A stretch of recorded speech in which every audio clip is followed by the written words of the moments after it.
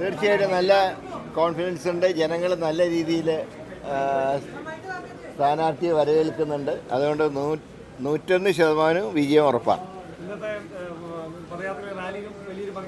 തീർച്ചയായിട്ടും അത് പാർട്ടി പ്രവർത്തകർ സ്വയം അറിഞ്ഞു വന്നതാണ്.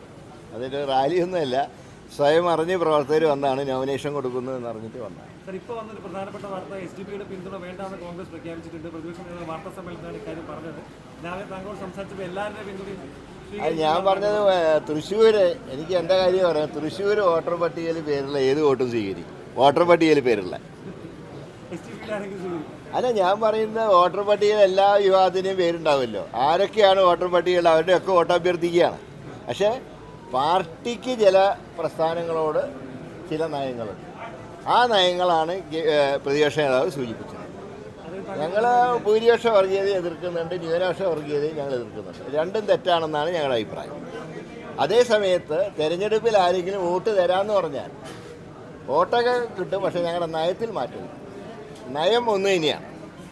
പക്ഷേ ഇന്ന് മുഖ്യമന്ത്രി വലിയ കാര്യം, അദ്ദേഹത്തിന് ഒരു പ്രത്യേകതരം മാനസികാവസ്ഥയിലേക്ക് എത്തിയിട്ടുണ്ട്. കഴിഞ്ഞ 2-3 ദിവസമായിട്ട് എന്താണെന്ന് മനസ്സിലാവുന്നില്ല.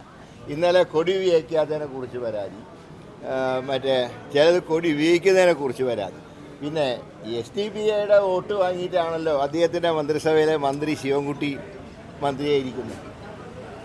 SDPI പരസ്യമായിട്ടാണ് ഇലക്ഷൻ കഴിഞ്ഞ് റിസൾട്ട് മുമ്പ് പറഞ്ഞു ഞങ്ങൾ ഇന്ന ആൾക്കാണ് പിന്തുണ കൊടുത്തിട്ടുള്ളത്. അതൊക്കെ സ്വീകരിച്ചല്ലോ അന്ന്. ഇവരുടെ കോൺഗ്രസിന് അവർ പിന്തുണ പ്രഖ്യാപിച്ചാൽ മാത്രം ഒരു മോശക്കാർ. ഞങ്ങൾക്ക് അന്ന് ഇന്ന് ഒരേ നയം തന്നെയാണ്. ഞങ്ങളെ പിന്തുണച്ചപ്പോഴും എതിർത്തപ്പോഴൊക്കെ ഞങ്ങൾ ഭൂരിപക്ഷ വർഗീയതയോടൊപ്പം ന്യൂനപക്ഷ വർഗീയതയും ശരിയല്ല എന്നുള്ള അഭിപ്രായക്കാരാണ്.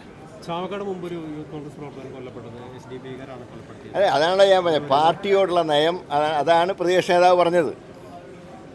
പക്ഷെ എന്ന് ചോദിച്ചാൽ വോട്ട് ചെയ്യാൻ ആരൊക്കെ വോട്ട് ചെയ്യാന്ന് വരുന്ന ആരെങ്കിലും വോട്ട് വേണ്ടാന്ന് പറയും. തനിക്ക് തീവ്രത കൂടുതലാണോ, തൻ്റെ വോട്ട് വേണ്ട, തനിക്ക് കുറവാണോ, അങ്ങനെയാണോ ചെയ്യുക? ഒരു സ്ഥാനാർത്ഥി എന്നുള്ള നിലയിൽ തൃശ്ശൂർ ലോക്സഭയിൽപ്പെട്ട മുഴുവൻ വോട്ടർമാരും അവരുടെ വോട്ടാണ് ഞാൻ അഭ്യർത്ഥിക്കുന്നത്. പക്ഷെ രാഷ്ട്രീയ പാർട്ടി എന്നുള്ള നിലയിൽ പാർട്ടിക്ക് ലൈനുണ്ട്.